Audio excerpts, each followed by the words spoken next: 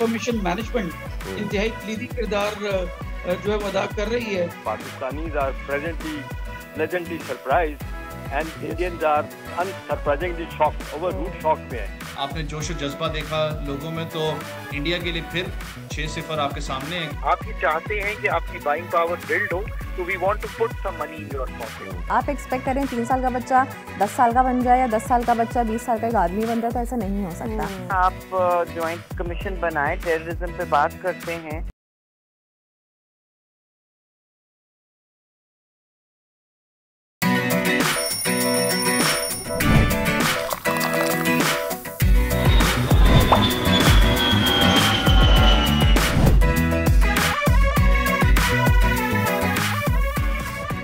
भारत पानी रोकने की हिम्मत नहीं कर सकता। अगर ऐसा हुआ तो दहाइयों तक नताइज महसूस होंगे। DGISPR का इंतबाह। बरतानवी इदारे को इंटरव्यू में अफवाज पाकिस्तान के तर्जुमान ने रेड लाइन वाज़ेह कर दी। आलमी मीडिया को भारत के छठे तैयारे से मुतालिक तफसीलात भी शेयर कर दी गई।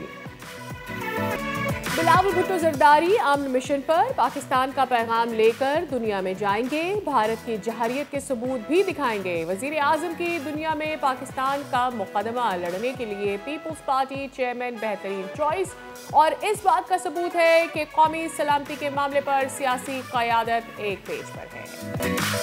मार्का-ए हक में भारत की इबरतनाक शिकस्त के बाद भारतीय मीडिया की सुर्खी मुंह छुपाता फिरने लगा। भारतीय अवाम के सवालों पर गुद्दी मीडिया की आएं बाएं छाएं। फेक न्यूज वॉच डॉग ने भारतीय मीडिया का झूठ बेनकाब कर दिया। झूठ का तफसीली खुलासा करेंगे आज के प्रोग्राम में। PSL में पेशावर ज़ल्बी का सफर तमाम। बाबर आजम ने फॉर्म में आए लेकिन अपनी टीम को क्वालिफायर्स तक नहीं पहुंचा पाए। फाइनल तक रसाई के लिए क्वेटा ग्लैडिएटर्स से कौन टकराएगा? इस्लामाबाद और कराची के मैच में फैसला आज हो जाएगा। एलिमिनेटर्स का आगाज 21 मई से होगा। और कराची में बच्चे को थप्पड़ मारने वाले बाप की एक वायरल वीडियो ने नई बहस छेड़ दी। मारूफ सेलिब्रिटीज मैदान में तशद्दुद के सिलसिले को तोड़ने की अपील। सरेआम सजाएं बच्चों के नफ्सियात को किस हद तक मुतासिर करती हैं, जानेंगे आज के प्रोग्राम में। अस्सलाम वालेकुम, खुश आमदीद। आप देख रहे हैं दुनिया बोल है और मैं हूं सैयद फैसल करीम और मैं हूं सादिया सैमसन। आई होप आपकी सुबह अच्छी होगी। हफ्ते का पहला दिन है एंड आई रियली होप कि it starts very well for you till the end. Friday तक अच्छा रहे। वैसे तो रोज ही अच्छा हमारी बहुत अच्छी हुई है। We got coffee. हाँ, आज हमें कॉफी जल्दी मिल गई। We are so happy. Yes, so ladies and gentleman, programme का करते हैं आगाज। और आगाज़ में ही आपको ये सीधी सीधी बात बता दें, आपको क्या मतलब कि पड़ोस को सीधी सीधी बात बता दें कि पानी जो है ना वो रोकने का सोचिए कभी मत। इससे पहले ना सादिया, पाकिस्तानी मीम्स जो है ना बड़ी अच्छी बनाते हैं। तो जस्ट वन मीम जो कि मैं शेयर करूँगा, इसके बाद हम सीरियस न्यूज़ के पास जाएंगे। कि किसी ने कहा कि यार अच्छा हुआ भारत पानी रोक ही दे। कि पूछे क्यों? क्योंकि दूध वाले भैया जो है ना वो खालिश दूध देने लगे हैं। अरे पानी नहीं मिला। आई होप के पहला पार्ट जोक हो कि पानी जो है वो ना बंद हो, लेकिन दूसरा पार्ट जो है वो जोक ना हो। अभी जो इंडिया के साथ रिसेंटली हुआ है ना, उसके बाद भाई आपके लिए ज्यादा अच्छा है कि आप हमारा पानी ना रोके, because if you do that you know what exactly we can do. और उसमें फिर दो टोक जो है बयानात भी सामने आ रहे हैं। नताइज भुगतेगा भारत अगर उसने पानी रोका तो। ये कौन कह रहा है? ये कह रहे हैं DGISPR। उनका कहना है कि नताइज ऐसे होंगे कि दुनिया इसके असरात देखेगी। ये असरात सालों नहीं बल्कि दहाइयों तक याद रखे जाएंगे। बिल्कुल, एक इंटरव्यू दिया है DGISPR की जानिब से। इस इंटरव्यू में ये कहा गया कि कोई पागल ही होगा जो ये सोचे कि 24 करोड़ से ज्यादा लोगों का पानी रोक लेगा और ऐसा कर भी पाएगा। ये सोचना भी बेवकूफ़ी होगी। पाकिस्तानी फ़ौज एक पेशा वराना फ़ौज है और हम अपने सियासी हुकाम के बिल्कुल साथ खड़े हुए हैं। उन्होंने कहा कि भारत किसी भी किस्म का मिस एडवेंचर करेगा तो उसे पहले ही पता है what exactly we can do that. Yes, उन्होंने ये भी कहा कि बताई रिपोर्ट्स के मुताबिक कितने थे? 5 तैयारे। उसके बाद उन्होंने कहा कि तस्दीक करता हूँ कि भारत का तबाह होने वाला छठा तैयारा था। और आज क्या कहा DGISPR ने, आपको सुनवाते हैं। चलिए अब इस पे बात कर लेते हैं। ब्रिगेडियर रिटायर्ड अहमद सईद मिनास दिफाई तजज़ियाकार हमारे साथ मौजूद हैं। अस्सलाम वालेकुम ब्रिगेडियर साहब, अ वेरी गुड मॉर्निंग। मैं अपनी गुफ्तगू का आगाज़ करूँगा। गुज़िश्ता रोज़ वो जो उनका पागल मीडिया है वहाँ पे एक उनके साबिक फ़ौजी ये बयान दे रहे थे कि देखिए जी हम पाकिस्तान के साथ ये कर देंगे वो कर देंगे। वो साबिक फ़ौजी समझ गए होंगे, आप नाम लेने की ज़रूरत नहीं है। और अभी जो गर्मी का महीना आ रहा है उसमें इनका पंजाब का पानी भी रोक देंगे और सिंध का पानी भी रोक देंगे। 72 घंटे तो रोक नहीं सके, आपको एक डैम का दरवाज़ा पहला खोलना पड़ा, फिर 5 दरवाजे उसके खोलने पड़े।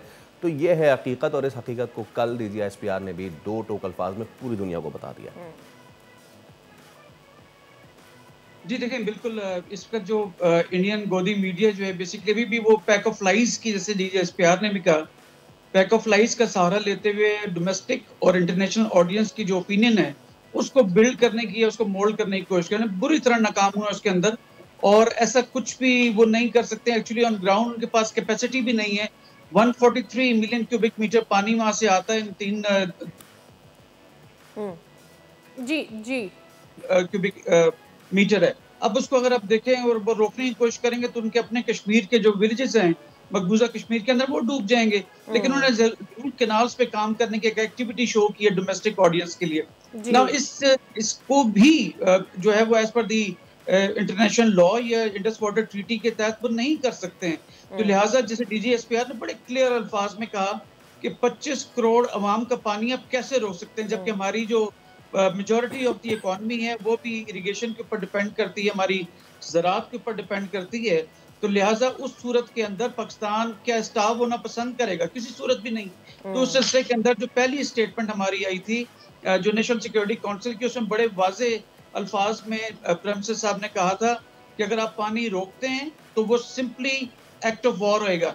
लेकिन पाकिस्तान अच्छी तरह इसके जानता है कि जो 2 न्यूक्लियर स्टेट से वापस में लड़ती हैं तो उसके कॉन्सिक्वेंसेस क्या हो सकते हैं। तो इंतहाई जिम्मेदारी के साथ तमाम पोजीशंस ली गई, पूरी दुनिया ने उसको एक्सेप्ट किया है, लेकिन वो अपनी डोमेस्टिक ऑडियंस के लिए करने की कोशिश करी। लेकिन इसके बावजूद कि वो पानी इसको डाइवर्ट नहीं कर सकते हैं, अपने डोमेस्टिक ऑडियंस के लिए वो जरूर एक माहौल क्रिएट करने की कोशिश कर रहे हैं। पाकिस्तान की आर्म्ड फोर्सेस जो हैं वो हम वक्त तैयार हैं, हमने गार्ड्स को लोअर नहीं किया, क्योंकि मोदी इटसेल्फ, जो कि मैं समझता हूँ, मैं उसको कहता भी हूँ कि वो मूजी मर्ज है साउथ एशिया के अमन के लिए, तो लिहाजा वो किसी वक्त भी कोई शरारत कर सकता है। तो तमाम चीज़ों को सामने रखते हुए पाकिस्तान आर्म्ड फोर्सेस, जिसमें नेवी, एयरफोर्स और आर्मी, हम वक्त तैयार है, लीडरशिप तैयार है, और हम सेलिब्रेट तो जरूर कर रहे हैं लेकिन फतह को नहीं, हम अमन को सेलिब्रेट कर रहे हैं। और मैं समझता हूँ कि ये दुनिया के सामने एक रिस्पॉन्सिबल अप्रोच है कि जिसमें हम लड़ाई की तरफ नहीं, अमन की बात कर रहे हैं, और पूरी दुनिया इसको एक्सेप्ट भी कर रही है। आप वेस्ट को ले लें, साउथ एशिया को ले लें, ईस्ट एशिया को ले लें, मिडिल ईस्ट को ले लें, पाकिस्तान के पर्सपेक्टिव को इंतहाई पजीराई हासिल हो रही है। क्यों? इसलिए कि आप जैसे जो मेन मीडिया है, बोल्ड चैनल, दीगर चैनल्स, वो इंतहाई जिम्मेदारी के साथ इसे कवरेज कर रहे हैं, अमन की बात कर रहे हैं, कोई वॉर हिस्टेरिया जनरेट नहीं कर रहे। तो लिहाजा अल्हम्दुलिल्लाह तमाम हमारे शोबे जो हैं, जैसे मीडिया सर फहरिस्त है, क्योंकि इस वक्त इंफॉर्मेशन मैनेजमेंट इंतहाई कलीदी किरदार जो है वो अदा कर रही है। तो उस सिलसिले के अंदर इंतहाई जिम्मेदारी की जो कवरेज है, मैं समझता हूँ कि हमारे डोमेस्टिक जो ऑडियंस है और इंटरनेशनल ऑडियंस, उसके दरमियान जो क्लैरिटी ऑफ थॉट है, जो क्लैरिटी ऑफ पर्पस है, वो इंतहाई अच्छे तरीके से लेके आगे बढ़ रहे हैं, और यही हमारी फतह का राज भी है अल्हम्दुलिल्लाह। साहब, मुझे ये भी बताइएगा कि एक आम राय आ रही है कि चूँकि फेस सेविंग करनी है भारत को, and they might plan another miss adventure. क्या इसकी पॉसिबिलिटी समझ में आती है? स्ट्रेटेजिकली इसको किस तरह से देखा जाए? After what India has already faced, will they go for another misadventure, and if they do, what that could be? देखिए, ऑप्टिमिस्ट होते हुए तो मैं कहूँगा कि वो इंडिया ऐसे नहीं करेगा। क्यों? उसकी 2 रीजंस है। क्योंकि वो जो भी बातचीत कर रहा है और उसके जो लोग जो हैं डिफेंस एनालिस्ट और टीवी जिस तरह अभी भी हाइप क्रिएट किए हुए हैं, उसको देखते हुए वो डोमेस्टिक ऑडियंस के लिए इस तरह की स्टेटमेंट्स दे रहे हैं। स्पेशली जब आप डिफेंस मिनिस्टर अमरनाथ की जानिब से इस तरह की, राजनाथ की जानिब से इस तरह की स्टेटमेंट्स का आना, उससे पहले चीफ आर्मी स्टाफ जो उनके रिटायर्ड हैं उनकी तरफ से स्टेटमेंट का आना, ये मेजर गोबर आर्या टाइप जो लोग हैं इस तरह की बातचीत कर रहे हैं। लेकिन मैं उसको अगर क्वेश्चन दूं तो शायद वो डोमेस्टिक ऑडियंस के लिए इस तरह की पोजीशन ले रहे हैं। 1 सेकेंडली, इस वक्त वहाँ पे जो शिवसेना है, ये बीजेपी के अंदर खुद भी जो है मोदी के खिलाफ काफ़ी सारी रिजेंटमेंट है और उसको चेंज करने की बातचीत हो रही है। तो इस तनाज़ुर के अंदर शायद वो कुछ करने की कोशिश करें, लेकिन जैसे मैंने कहा कि पाकिस्तान हमेशा मय्यद, कैलकुलेटेड और उन बेसिस के खिलाफ अटैक करेगा कि जहाँ पे सीज फायर की वायलेशन खुदा न खास्ता होती है। अदरवाइज ऑल्सो स्ट्रेटेजिक लेवल के ऊपर देखें, बस लास्ट पॉइंट, कि इस पर जो ट्रंप ने विजिट किया मिडिल ईस्ट के अंदर, तो बात किस चीज की हो रही है? मेनली ट्रेड की, एंगेजमेंट की बात हो रही है। तो क्या इतनी जल्दी मोदी जो है वो यू टर्न लेके जो इसने अमेरिका के थ्रू करवाया था वो कर सकेगा? I don't think so. और दूसरे जो इंटरनेशनल ताकतें भी हैं वो पीस की बात कर रही हैं। मैं नहीं समझता कि मोदी इस काबिल है इस वक्त right eight this point in time कि वो अपने सीज फायर के ऐलान से पीछे फिरे। वो इस वक्त सबसे ज़्यादा वीक पोजीशन में है। बट ब्रिगेडियर साहब, मुझे ज़रा please talk me through this.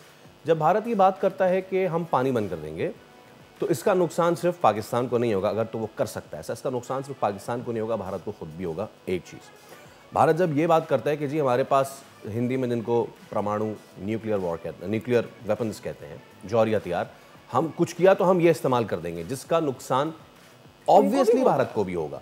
ठीक है, देयर आर एक्सपर्ट्स हु से कि अगर किसी तरफ से भी न्यूक्लियर हथियार चले और जाहिर सी बात है एक साइड करेगा, दूसरा साइड भी उसको रिटेलिएट करेगा। सो अगर ऐसा हुआ तो ज़मीन पे कुछ उगने लायक रहेगा नहीं अगले 100 साल तक। तो भारत जो खुद भी अपने आप को नुकसान पहुंचाएगा ऐसा करके, चाहे वो न्यूक्लियर वॉर की तरफ जाए या फिर वो पानी बंद करने की तरफ जाए, जैसा कि आपने भी कहा, तो ये आपको सिर्फ भड़के लगती है या फिर वाकई भारत इस तरह की जुनूनी सोच रखता है, वो ऐसा कुछ कर सकता है जिसमें वो अपने आप को भी नुकसान पहुंचाए? देखिए, DGSPR ने भी कल फरमाया था कि कोई पागल शख्स ही होगा जो पाकिस्तान का पानी, 24 करोड़ आवाम का पानी रोकेगा। क्यों? उसकी रिटेलिएशन कहीं ज़्यादा हो सकती है कि जिसका असर जनरेशन्स तक जाएगा, डिकेड्स तक जाएगा ना। यहाँ पे कन्वेंशनल जो हमारी कैपेबिलिटी है जिसमें पाकिस्तान ने भी पार्शियल उसका डेमोन्स्ट्रेट किया था, उसके साथ साथ एलिमेंट्स ऑफ नेशनल पावर में अल्टीमेट जो स्पेक्ट्रम आता है वो न्यूक्लियर का यूज़ होता है। लेकिन मैं नहीं समझता कि पाकिस्तान ने किसी भी सूरत न्यूक्लियर को प्ले करने की इसमें कोशिश की। एक अफवाह फैलाई गई थी, सिर्फ एक अफवाह, वो भी इंडियन चैनल्स की जानिब से, कि शायद हमारी नेशनल कमांड अथॉरिटी जो कि डिसाइड करती है employment of the nuclear weapons, उसकी मीटिंग कॉल की गई है। आपने जब 6-7 तारीख जो मई के सारे इंसिडेंट हुआ था, उसके अंदर इतना हाइप क्रिएट हुआ कि उधर भी डिस्टर्बेंस थी, इधर भी डिस्टर्बेंस थी। तो आपको याद होगा कि जो हमारे डिफेंस मिनिस्टर हैं ख्वाजा आसिफ साहब, वो मीडिया पर आए और उसको डिनाई किया कि हमने NCA की मीटिंग अभी नहीं बुलाई है, तो लिहाजा रिलैक्स। तो दैट मीन्स टू से कि जो आपकी न्यूक्लियर डिटरेंस है वो इंटैक्ट है। हैविंग सेड दैट, ये इंडिकेटर खासा वाज़े है कि इंडिया कभी भी इस तरह की कोशिश नहीं करेगा, ना करना चाहेगा कि जिसमें न्यूक्लियर प्ले हो जाए, क्योंकि पाकिस्तान अपने सर्वाइवल के लिए कुछ भी कर सकता है। लिहाजा इस वक्त तक न्यूक्लियर का option as a responsible nuclear weapon state Pakistan ने प्ले नहीं की है। हाँ, वहाँ पर जो गोदी मीडिया है वो जरूर इस तरह की बातचीत अपने टॉक शोज के अंदर कर रहा है, जो दुनिया ऑब्जर्व कर रही है। और मैं समझता हूँ ये इंडिया के अपने इंटरेस्ट में नहीं है, उसके 1.5 अरब की आबादी के इंटरेस्ट में नहीं है। और 2 ऑल राइट, ठीक है, thank you so much. Brigadier retired हमारे साथ मौजूद थे। एंड अगेन वही बात, आज भी आप जाके उनका मीडिया देख लें, एक तो ये कि दे आर सेलिब्रेटिंग, मुझे नहीं समझ में आ रहा कि वो क्या सेलिब्रेट कर रहे हैं। एक तो चीज़ ये, दूसरी चीज़ ये कि उनके कल वो स्टेडियम में भी उन्होंने सेलिब्रेट किया। इससे ज़्यादा हजीमत क्या होगी? आपने एक तो उस वक्त सेलिब्रेट किया धर्मशाला में जिस पर आप जीते नहीं थे, फिर ये हुआ कि आधे घंटे में आप जो है वो आप भागे, फिर पाकिस्तान ने सेलिब्रेट किया तो दुनिया देगा यहाँ पे सेलिब्रेट किया। तो आप किस चीज़ को सेलिब्रेट किया? पता है, यू नो व्हाट सारिया, इस बार जो सेलिब्रेट कर रहे हैं ना IPL अपनी सो कॉल्ड जीत को, जो जंग को, वो दोपहर में कर रहे हैं। डर गए, डर गए। खैर, कुछ भी नहीं किया होगा। खैर, मार्का एक और ऑपरेशन बुनियान मरसूस में तारीखी फतह के बाद भारतीय जारियत और झूठ को बेनकाब करने के लिए पाकिस्तान पे बहुत भारी जिम्मेदारी थी और पाकिस्तान ने वही किया। डोजियर जारी कर दिया है। इस डोजियर में ऑपरेशन बुनियान मरसूस में तारीखी कामयाबी के नाकाबिले तरदीद शवाहिद भी शामिल कर दिए गए। ये मनाजिर भी आप देख सकते हैं। बिल्कुल, इस वक्त स्क्रीन पर हम फुटेजेस भी पेश कर रहे हैं एविडेंस के तौर पर। जो शवाहिद सामने रखे गए हैं, 2 डोजियर्स हैं जो कि सामने रखे गए हैं। एंड इससे पहले भी ओवर द टाइम हमने देखा है कि पाकिस्तान की जानिब से 12 डोजेस की सूरत में शवाहिद पेश किए गए हैं कि कहाँ कहाँ हमले किए गए, और जो हमले किए गए उनमें जो बाद में जो मलबा या डेब्री उठाया गया है उन प्लेन्स का, चाहे फिर वो मिसाइल्स का हो या सो ऑन ड्रोन्स का हो, वो बार बार पाकिस्तान इससे पहले भी पेश कर चुका है।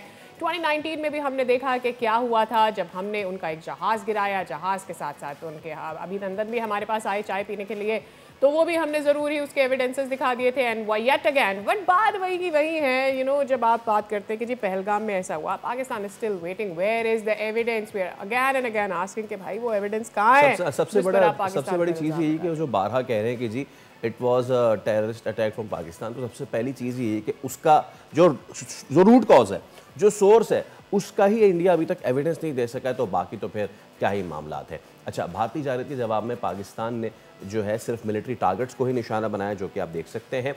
और जबकि दूसरी जानिब 2 दिन पहले सादिया इंटरनेशनल मीडिया जब गया है आज़ाद कश्मीर में, तो वहाँ पे उन्होंने जाके इंटरव्यूज़ किए, जिसको हम अभी कुछ देर में दिखाएंगे भी। और ये इंटरनेशनल मीडिया है, ठीक है, there is no local, there is no Pakistani media, international media है जिसने ये जाके इंटरव्यूज़ किए हैं। और वहाँ जाके बताया गया है कि ये कोई दहशतगर्द के ठिकाने नहीं थे, मसाजिद हैं जिनको आपने शहीद किया। Now coming to the source again, fake news watchdog, उसने भी पाकिस्तान के जो डोजियर पेश किए हैं उनके दलाइल की तस्दीक की है। अच्छा, वैसे 48 सफ़ात पर मुश्तमिल है ये तफसीली रिपोर्ट जो कि फेक न्यूज़ वॉचडॉग ने दी है, और उसके मुताबिक जो कुछ भी पाकिस्तान ने दिया है वो अब पूरी दुनिया के सामने। लेकिन हो क्या रहा है, मैं चाहूँगा हम वो वीडियो अगर प्ले कर सकें, ये वीडियो जो कि एक वहाँ की खातून एंकर हैं, उनके प्रोग्राम में एक बच्चा खड़ा हुआ और उस बच्चे ने खड़े होके, वो समझी थी कि ये कुछ बोलेंगे पाकिस्तान के ख़िलाफ़, उस बच्चे ने खड़े होके सीधा सीधा बोल दिया कि ये जो आप एक बात बताइए, ये जो आप फेक न्यूज़ फैला रही थी मीडिया कि कराची पर हमले का, दिस वाज द वीडियो। और देखिए अभी ये इतना सा सवाल शी जस्ट रैन अवे। अच्छा, वैसे इनके जो IPL ने ना एक नई चीज़ की थी, इसने स्टेडियम्स में शोर को मेजर करने के लिए डेसिबल काउंट लगाया था। मैं चाहता हूँ कि इन शोज़ में भी ना वो डेसिबल काउंटर लगाया जाए, ताकि जो इनके एंकर्स हैं उनका शोर हम देख सके कि ये किस लेवल तक जाते हैं और किस लेवल तक चिल्लाते हैं। लोग, उनके जो आम आवाम है वो खुद ये पूछ रही है कि वो जो कराची पे जो फतह की थी आपने, कहाँ है? इनके अपने ऑपोजिशन मेंबर्स जो है वो पूछ रहे हैं। मुझे जो कोस्टल एरिया लाहौर में भी है ना, वो भी ढूंढ के दिखा दें अगर तो अच्छा। लाहौरियों ने ना जंग के बाद अब उस पर कपड़ा डाल दिया। अब लाहौर वालों ने कहा है कि अब हम कराची समंदर देखने नहीं आया करेंगे, क्योंकि हमारे अपने पास ही समंदर है और वहीं पर जो है हम देखकर एंजॉय कर लिया करेंगे। तो पता नहीं क्या क्या इन्होंने किया है। नहरें चाहिए तो वो ले लें, क्योंकि कराची मजे की बात पता है कि ये जो साहब हैं, जनरल GD बख्शी जो साहब हैं इंडिया के, ये फरमाते हैं कि पाकिस्तानी चेक करें कि रेडिएशन हो गई है इस्लामाबाद और पिंडी में। मैं क्या बोल सकता हूँ? एक्चुअली हम ये कह सकते हैं, मुझे ऐसा कहना है कि आप अपने दिमाग को चेक कराएं, मे बी वहाँ तो रेडिएशन नहीं है। और अच्छा, अब इससे पहले हम आपको बता रहे थे ना कि जो बरतानवी नशरियाती इदारा है स्काई न्यूज़, उसने भी अब भारतीय प्रोपेगेंडे का पोल खोल दिया है। खातून एंकर उनकी गई आज़ाद कश्मीर और उन जगहों पे गई जहाँ पे भारत ने मिसाइल हमले किए थे। मैं चाहूँगा कि उन लोगों हम अगर तासुरात आपको बताएं, इंटरनेशनल मीडिया पे पाकिस्तानी मौक़िफ़ क्या आ रहा है, भारत ने जिनको हिट किया वो लोग कौन थे, वो जगहें कौन सी थी, आप खुद सुनिए। इसके बाद कुछ एक्सप्लेनेशन की ज़रूरत रह नहीं जाती। हमारे साथ सीनियर तज़्ज़ेकार इत्तेशामुल हक़ साहब मौजूद हैं। इत्तेशाम साहब, गुड मॉर्निंग। इत्तेशाम साहब, मैं अपनी आपकी बात नहीं करता, हम अपने पाकिस्तानी मीडिया की बात नहीं करते, स्काई न्यूज़ है, इसकी जो खातून सहाफ़ी हैं उन्होंने जो गुफ्तगू फरमाई है ना अपने तमाम तर इन गुफ्तगू में, एक 82 साल के बूढ़े वालिद, 17 साल की ये बच्ची जिसका हमने सेकंड लास्ट शॉट चलाया, इसके सीने में शार्पनर लगा जब भारत ने वहाँ से फायर किया, और फिर ये छोटी सी बच्ची जिसका स्कूल तबाह कर दिया गया। इंटरनेशनल मीडिया भी, and you know what, it's after 2 decades कि इंटरनेशनल मीडिया पाकिस्तानी मौक़िफ़ को सराह रहा है। देखिए, बुनियादी सवाल तो फैसल इस वक्त यही है कि 9-10 की रात को जो कुछ हुआ है, इस पे तो यही कहा जा सकता है कि आप और मैं, Pakistanis are pleasantly surprise and Indians are shockingly unsurprisingly shocked, over root shock में है। देखिए, इंटरनेशनल मीडिया, सादिया फैसल आप इसको अंदाज करने, आपने जिसका जिक्र किया है, इसके अलावा आज आप देखें जो वाशिंगटन पोस्ट की स्टोरी है वो क्या कह रही है। इस तरह BBC की रिपोर्ट है, उनका भी नुमाइंदा गया है दोनों तरफ, जिस तरह आके उसने रिपोर्ट किया है कि बड़ी तबाही फिरी है। और सबसे बड़ी बात जो मेरा ख्याल है आप जो बात कर रहे हैं ना, ये 2 decades में वो झूठ एक्सपोज हुआ है जिसको दुनिया यकीन करती थी हिंदुस्तान के बारे में। अब लोगों ने कहना शुरू कर दिया। इवन आप देख लें कि आपने बरतानिया के सेक्रेटरी खारजा भी होके गए हैं, उन्होंने क्या कहा है कि India has failed to provide any proof of this Pahalgam. एक दूसरा, सब दुनिया ये कह रही है कि जी पाकिस्तान की इस बात में वजन है कि आप इंडिपेंडेंट इंक्वायरी करवाएं। और फिर तीसरी बात है कि अब उनके अपने लोग ही कह रहे हैं, 2-3 दिन पहले उनकी फॉरेन मिनिस्ट्री का स्पोक्समैन कहता है कि अभी तो तहकीकात जारी हैं। तो देखें, इतनी ज्यादा बातें हो चुकी हैं, इसके बाद तो अब दुनिया मानने के लिए तैयार नहीं है। अभी देखें, हिंदुस्तान में खुद लोग कह रहे हैं कि पाकिस्तान के साथ बबांगे दोल चाइना खड़ा था, उज्बेकिस्तान क्या कहते हैं अजरबैजान खड़ा था, टर्की खड़ा था। उन्होंने कहा हमारे साथ कौन खड़ा था? अफगानिस्तान। वो भी तन से कह रहे हैं। एहतशाम साहब, एक तो डिप्टी वज़ीर आज़म की गुफ्तगू आपने सुनी होगी, वो चीन के दौरे पर जा रहे हैं, यूएई से हमारे रवाबित चल रहे हैं, इसके अलावा खित्ते में और डिप्लोमेसी के लिए राब्ते किए जा रहे हैं। इस वक्त ऑब्वियसली ये बहुत ज़्यादा इंपॉर्टेंट भी समझा जा रहा है और पाकिस्तान को ऑलरेडी एक डिप्लोमेटिक एज हासिल हो गया है। At this point Pakistan has to cash everything that we have done in past few days with India. देखिए सादिया, आप बिल्कुल सही कह रही हैं। हमें तो डिप्लोमेटिकली आप देख लें, ऑपरेशनली देख लें, इंफॉर्मेशन वॉरफेयर में देख लें, साइबर वॉरफेयर में देख लें, मतलब मैं और आप कहें तो और बात है। दुनिया इस बात को मान ली कि पाकिस्तान ने जो अहदाफ अचीव किए हैं बड़ा सक्सेसफुल किए हैं। दुनिया में एक सफारतकारी के मैदान में पाकिस्तान ने सबको अपने साथ खड़ा कर दिया। सबसे बड़ी बात है, अमेरिका बार बार वो कह रहे हैं हिंदुस्तान के मौक़िफ़ को न सिर्फ रिजेक्ट कर रहा है, प्रेसिडेंट ट्रंप बार बार कह रहे हैं। अभी आप देख लें, हिंदुस्तानियों को तो ये बड़ी तकलीफ है कि जिस तरीके से एप्पल कंपनी के सीईओ को उन्होंने कह दिया कि $500 बिलियन नथिंग, आप you are not going to invest this $500 billion in India, आप वापिस उधर आए। तो देखिए हिंदुस्तान के लिए तो बड़ी, अभी हिंदुस्तान आप देख लें पहला मुल्क है जिसने अमेरिका को ऑफर कर दिया है फैसल के 0 टैरिफ पे भी आपके साथ हम तजारत करने के लिए तैयार हैं। अदरवाइज बार बार ये कहते थे प्रेसिडेंट ट्रम्प के इतना इनका जालमाना निजाम है टैरिफ का कि कोई मुल्क यहाँ पे इन्वेस्ट नहीं कर सकता। तो देखिए अब आप और मैं तो बात करते रहते हैं, अब जिस तरह सारी दुनिया बात कर रही है मेरा ख्याल है वो देखने वाली बात है।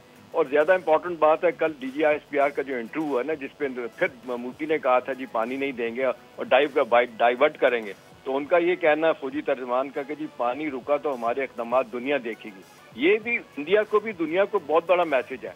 और जो बार बार लोग सजेस्ट कर रहे हैं ना कि अगर आपने ऐसा किया तो बगलियार डैम हो, सलाल डैम हो, फिर they are going to be bombed, यही होगा। और पाकिस्तान जब कहता है कि एक्ट ऑफ वॉर है पानी रोकना, तो ये इसका मतलब बड़ा वाज़ेह तौर पे समझ आ जाएगी। असल बात यह कि वो अब सादिया जिस तरीके से उनका मीडिया अब अच्छी थोड़ी थोड़ी बातें करता है, काम की बातें, उनके फॉर्मर सफारतकार देख लें, इसी तरह आप उनके देख लें तजियाकार जो है डिफेंस के, वो जो उनको कह रहे हैं तो भी आपने यू हैवंट अचीव्ड एनीथिंग। और आज की वाशिंगटन पोस्ट की स्टोरी तो बड़ा वाज़ेह तौर पे कह रही है कि जी 6 जहाज गिराने के बाद हिंदुस्तान के लिए जो मुश्किलात हैं वो शायद सदियों बाद भी पूरी ना हो सकें। तो मेरा ख्याल है अब वो सोल सर्चिंग की उनके पार्ट पे जरूरत है फैसल। अब देखें सारी दुनिया एक बात कह रही है कि जी you need to sit down and resolve your problem peacefully.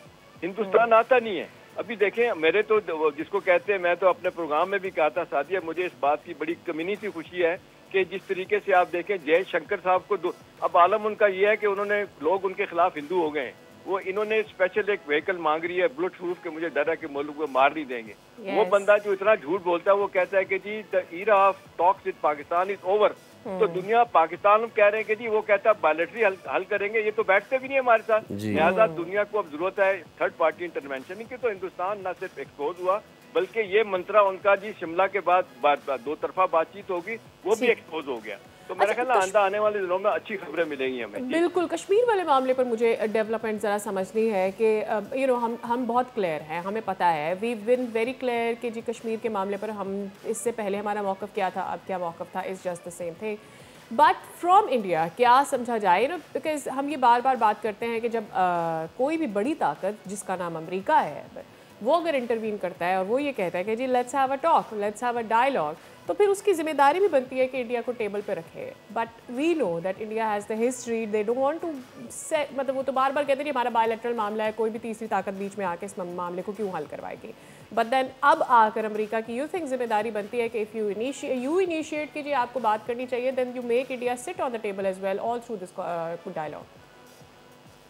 देखिए सादिया, हमारी तरफ से जो दबाव आ सकता था वो तो ये कि जिस तरह मिलिटरीली हमने सुपरमेसी अपनी दिखा दी है, ये तो एक इंडिया को साबित हो गया कि जी ये जो उठते बैठते कहते थे जी पाकिस्तान तो मसला ही कोई नहीं है, जब चाहेंगे ख़त्म कर देंगे, अब ये ओनस इंटरनेशनल कम्युनिटी पे आ गया है। और अच्छी बात है कि उनको भी रियलाइजेशन हो गई है, यूरोपियन यूनियन हो, अमेरिका हो। और फिर आप देख लें जिस तरह सादिया रूस का और चाइना के हवाले से कन्वर्जेंस ऑफ इंटरेस्ट हुआ है ना, अब वहाँ पे इंडियन मीडिया में ये बड़ी बात हो रही है कि जी रूस जो हमेशा हिंदुस्तान के साथ खड़ा रहा है, इस दफ़ा उनकी तरफ से किसी ने कोई बात नहीं की। खास तौर पे सर्जी लावरोव जो फॉरेन मिनिस्टर हैं उनसे गिला कर रहे हैं। तो इस वक्त तो हमारे लिए तो ये आइडियल सिचुएशन है सादिया कि इस वक्त इंटरनेशनल कम्युनिटी को हम बताएं कि ये बेहतरीन मौका है और ये कि ये अगर आज नहीं होता ये कभी मसला हल नहीं होगा। तो नतीजतन हिंदुस्तान को फोर्स किए चले जाएं। एक तरफ से तो हमने जो दबाव डालना था डाल दिया, अब हिंदुस्तान पूरी दुनिया को एहसास हो गया है। और आप देख लें जिस तरीके से पैनिक में कहें या अक्लमंदी में कहें, अमेरिका ने कहा कि जी जंग बंद की जाए और दुनिया भी अब यही कह रही है कि जी उन्होंने खुद रिक्वेस्ट की थी जंग बंदी के लिए मोदी ने। तो उसके बाद ये है कि बहुत ही शदीद दबाव में हिंदुस्तान की लीडरशिप। अब देख लें जिस तरीके से राहुल गांधी हो, उनकी सियासी सारी जमातें हों, शशि थरूर हो, वो सब लोग कह रहे हैं कि जी हिंदुस्तान ने खोया पाया कुछ नहीं है। तो मेरा ख्याल है हिंदुस्तान हमारी ना बात सुने, अपने लोगों की सुन ले। दूसरी बात है कि इस वक्त इंटरनेशनल कम्युनिटी मेरा ख्याल है जिस तरह रोल प्ले कर रही है, यूनाइटेड नेशन के सेक्रेटरी जनरल ने भी परसों ये बात कही है कि they need to sit down and resolve the issues peacefully. तो मेरा ख्याल है अब लग रहा है कि ये जो एक अरसे से हम कह रहे थे कि हिंदुस्तान झूठ बोल के कि जी बायलैटरल, फिर जब हमने कहा कि जी ठीक है अगर आप शिमला को हम भी उसको क्या सस्पेंड कर सकते हैं जिस तरह आपने इंडस वाटर ट्रीटी को किया, तो मेरा ख्याल अब दबाव उस तरफ जा रहा है। हम Absolutely, but there has to be Ehtesham sir, there has to be an end to this। चलिए आपका बहुत शुक्रिया। तो टाइम तो सादिया ब्रेक पे जाने से पहले अगेन वही there has to be an end to this। अब चीजें बहुत हो चुकी है और अब आप मजीद फॉल्स फ्लैग करके अपने इलेक्शन जीतने के लिए दुनिया को बेवकूफ नहीं बना सकते। कि एक चीज़ जो बहुत अच्छी हुई है वो ये कि खुद इंडिया के जो लोग हैं उनको ये पता चल गया है कि इस पे मोस्ट ऑफ द ये जितने भी ड्रामे किए जाते हैं ये सारे मनगढ़ंत होते हैं, इनके पीछे कोई हकीकत नहीं है। और इस अगर कोई हकीकत होती तो वो एविडेंस दे चुके होते ना। उससे अच्छा ये होगा कि जब अगले इलेक्शन की तरफ भारत जा रहा होगा तो इस तरह का कोई भी फॉल्स फ्लैग या इस तरह का कोई भी ड्रामा एटलीस्ट सेल नहीं होगा। एटलीस्ट फिर नरेंद्र मोदी को यही नहीं कहना पड़ेगा कि पाकिस्तान ने भारत पे हमला करना शुरू कर दिया। इसी के साथ ले लेते हैं एक ब्रेक। और वो राफेल वाला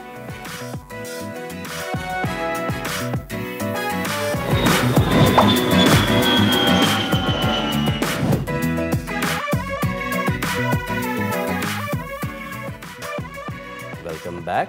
सादिया, ब्रेक पे जाने से पहले भी हमने एक बात कही थी, ब्रेक पे आने के बाद भी हम एक बात कहेंगे कि भारत ने जो पिंडी स्टेडियम तबाह किया था, पाकिस्तान ने उसी में पीएसएल रख लिया। that very stadium that too in the night और ऐसा पीएसएल रखा कि जो आतिशबाजी हो रही थी ना वो मेरे ख्याल से दिल्ली तक तो नजर आ ही रही होगी। वहां तक तो ड्रोन गए थे ना हमारे। हाँ। इसी पर बात कर लेते हैं। हमारे साथ मौजूद है क्रिकेट एक्सपर्ट अवैस साहब, बहुत शुक्रिया and a very good morning to you. And I'm sure you really had a good night also for 2 consecutive nights। जो fireworks हमने देखा, जो शानदार मुजाहरा, जिस तौर से ट्रिब्यूट पेश किया गया है एयरफोर्स को, पाक फौज को और आज नेवी के लिए भी होगा। So I think we are really getting used to these fireworks। सबसे पहले तो आपको और कौम को मुबारकबाद, क्योंकि आपकी वाली बात बिल्कुल ठीक है कि वही अपना स्टेडियम है जिसको इंडिया ने बिल्कुल तबाह करके रख दिया था। और कहा जा रहा था कि यहाँ पर देखें जी पिंडी स्टेडियम तबाह हो चुका हुआ है और उसी तबाह हाल स्टेडियम के अंदर कल आपने जो जोशो खरोश देखा है पाकिस्तानी अवाम का बकौल इंडियन मीडिया के कि जी स्टेडियम को ये हो चुका वो हो चुका, आपके सामने है। कल जिस तरीके से एक एनर्जी थी अवाम के अंदर, मुझे याद है जब पीएसएल पाकिस्तान के अंदर वापस आ रहा था तो एक एनर्जी आपको नजर आती थी पिंडी की अवाम में। और जिस तरीके से चाहे परसों चीफ ऑफ आर्मी स्टाफ वहाँ पर बैठे थे, कल एयरफोर्स के चीफ वहाँ बैठे थे, आपने जोश और जज्बा देखा लोगों में। तो इंडिया के लिए फिर 6-0 आपके सामने है कि 6 टीमें वापस पीएसएल के अंदर और 0 के अपना कोई ऐसा प्लेयर था जिसने पाकिस्तान को उसके बारे में कहा कुछ। बिल्कुल, और उन्होंने तो तबाह कर दिया था। ये हम कराची में थोड़ी बैठे हुए हैं, आप देखें जहाँ से शो कर रहे हैं, ये बिल्कुल पता नहीं हम कहाँ से एयरफोर्स से। Absolutely, let's talk about cricket now. वेज बाबर आजम की टीम हो चुकी है बाहर, कंसेक्यूटिव 2 दिन 2 लॉसेस। कैप्टनसी पे बहुत सारे सवाल उठ रहे हैं। बड़े अरसे बाद होगा कि पेशावर ने I guess for the first time कि पेशावर एलिमिनेटर के लिए क्वालिफाई नहीं कर रहा होगा, तो a lot of things to prove for Peshawar. देखिए आपको याद हो टूर्नामेंट से पहले ही एक इशू छोटा सा मैं कहता हूँ पेशावर ज़ल्मी के साथ ये ज़रूर था। अगर मैं कॉम्बिनेशन की बात करूँ तो मुझे डिस्टर्ब कॉम्बिनेशन इस सेंस में लगता था। अगर कैडमोर की बात करें आप, वो अगर सीजन्स की देखूँ तो ऑफ सीजन था लड़का, सच परफॉर्मेंस उसकी थी नहीं। उसको वाइल्ड कार्ड एंट्री पे अकरम भाई ने पिक किया था, मुझे याद है कि ड्राफ्ट में खुद मौजूद था, वहाँ पर उसको पिक किया गया था। तब भी था कि यार नहीं यार परफॉर्मेंस है नहीं, फिर भी उसको मिडिल ऑर्डर के अंदर आप लेके आ रहे हो। पेशावर ज़ल्मी आपने बिल्कुल राइटली पॉइंट आउट किया, पहली दफ़ा हुआ है कि वो प्लेऑफ से बाहर हुई है, वरना ऑलमोस्ट प्लेऑफ्स तो वो खेलती है। अब ओपनिंग कॉम्बिनेशन की बात करें, मिडिल ऑर्डर की बात करें, आपको सस्टेनेबिलिटी नज़र नहीं आती। लेकिन सबसे बड़ा मसला उनकी बॉलिंग यूनिट का था। आपने देखा होगा कल भी मोहम्मद अली ने सिर्फ एक ओवर करवाया, उनको ठीक ठाक फेंटी पड़ी थी। उसके अलावा जो बॉलिंग कॉम्बिनेशन अल्जारी जोसेफ बहुत, मैं कहता हूँ देर के बाद टूर्नामेंट में आपको वापस नजर आ रहे थे। डिस्टर्ब कॉम्बिनेशन आपको बॉलिंग यूनिट का लगा। ऑलमोस्ट ज्यादातर मैचेस में आपको पता 200 के करीब पेशावर ज़ल्मी ने मार खाई है ओवर्स के अंदर।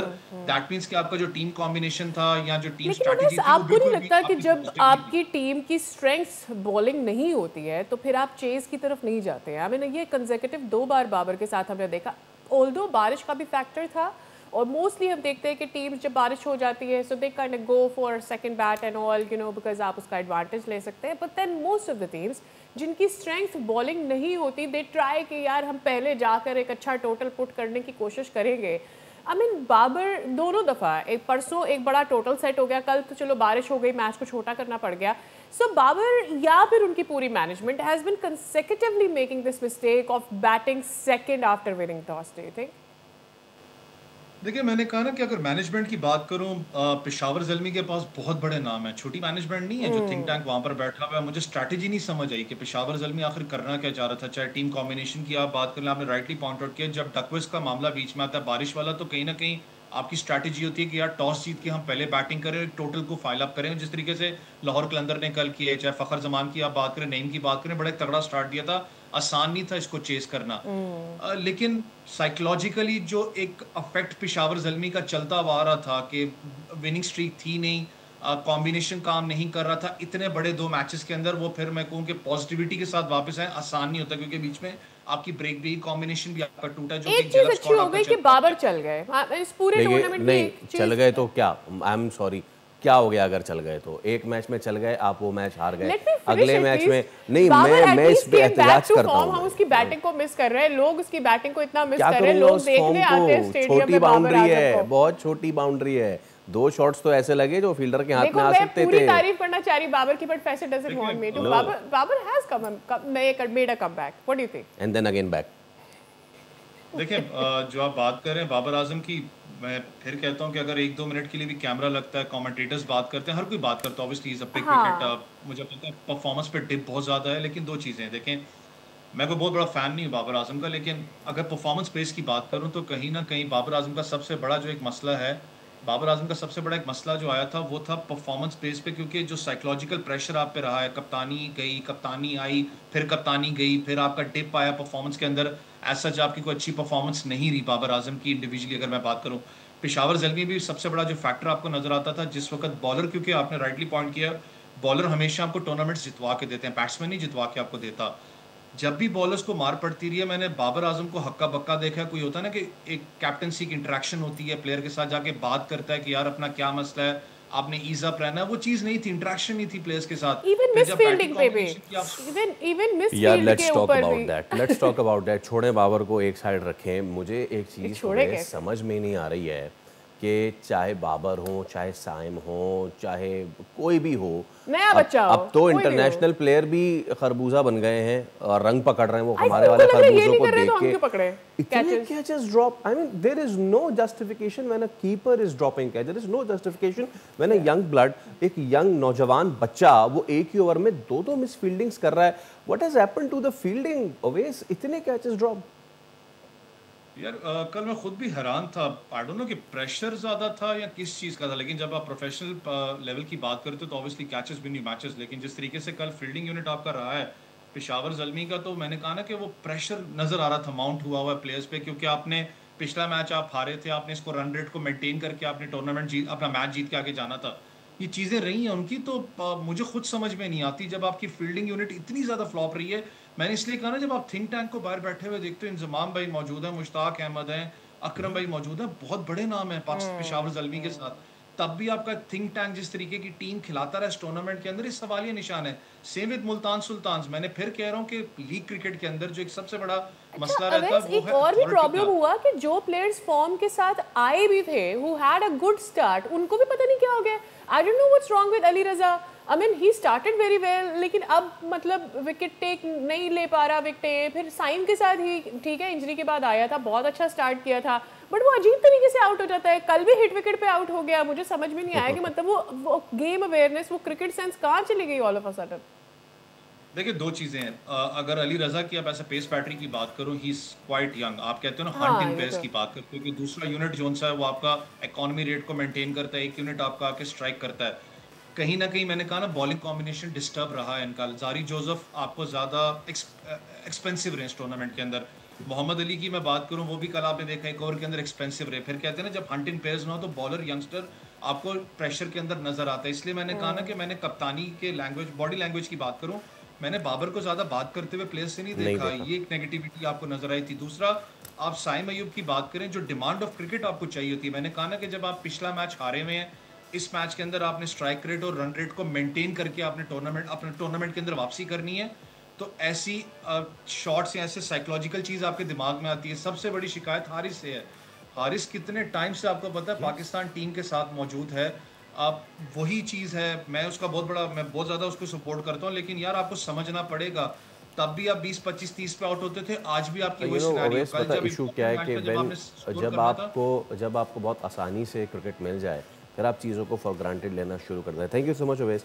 आज भी आप निकल जाएं सड़कों पे, लाहौर में, पंजाब के गांव में, खैबर पख्तूनख्वा के इलाकों में लाखों बच्चा जो एक क्रिकेट के ट्रायल का सुनता है तो वो भागा अपने गांव से, अपने गोटों से चला आता है। But at this point at least we should, मेरे ख्याल में, गिव क्रेडिट टू नफे कल के मैच पे। हाजा नाफे, यस, फाइनली वो भी इसलिए क्योंकि उनका इंटरनेशनल प्लेयर नहीं मिला, मैच में जाके कहीं मिला है, बट एटलीस्ट उसको मौका मिला है जिस भी वजह से मिला है, एंड ही प्रूव्ड। और मैं ये कहती हूँ कि भाई अगर आप एक अच्छे प्लेयर हैं, पाकिस्तान में तो मामला ये है कि अगर आपने 1-2 मैचेस में आपको मौका मिला, आपने नहीं किया, उसके बाद आप कहाँ गायब हो जाएंगे। तो if you got a chance, मौके पे आपको चौका मारना, चले फिर हम भी गायब हो जाते हैं।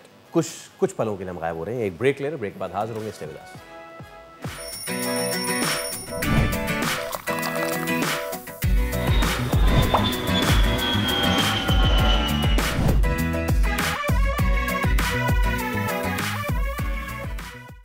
एक मरतबा फिर आपको कहेंगे खुशामदीद। आप देख रहे हैं प्रोग्राम दुनिया बोल है। बहुत शुक्रिया हमसे जुड़े रहने के लिए। पाकिस्तान और IMF के दरमियान बजट पर अहम अहदाफ तो तय पा गए हैं और आइंदा माली साल का जो बजट है वो 17,600 अरब से भी तजावुज़ करने का तो इम्कान है। We are not going into numbers, हम नंबरों में नहीं फंसने वाले हैं, लेकिन कुछ ये एक्सपेक्टेशन जो जाहिर की जा रही थी सादिया कि कुछ रिलीफ मिलेगा तनख्वाहदार तबके को, क्या अभी भी वो इंटैक्ट है या नहीं? ज़्यादा अफेक्ट जब भी कोई टैक्स आयद होता है तो वो तनख्वाहदार तबका होता है, बिकॉज उसका टैक्स तो पहले ही कट जाता है। But the fact is this कि वो टैक्स कटने के बाद कोई भी रिलीफ उसकी तरफ नहीं आ रहा होता है। That makes the job very difficult. और खाकान नजीब हमारे साथ मौजूद हैं, उनसे बात कर लेते हैं। माहिर माशियात है। बहुत शुक्रिया डॉक्टर खाकान साहब, आपने हमारे प्रोग्राम के लिए वक्त भी निकाला है। Very good morning to you. ये बताइएगा कि जी जून में बजट की बातें की जा रही है, कह रहे हैं सुपर टैक्स कम करना है, 1-2 और सिफारिशात भी डाली जा रही हैं। So just walk me through this कि क्या क्या यहाँ से प्रपोजल्स जो IMF के सामने टैक्स को कम करने के लिए रखे जाएंगे और उसका इम्पैक्ट आवाम पर किस तरह से होगा।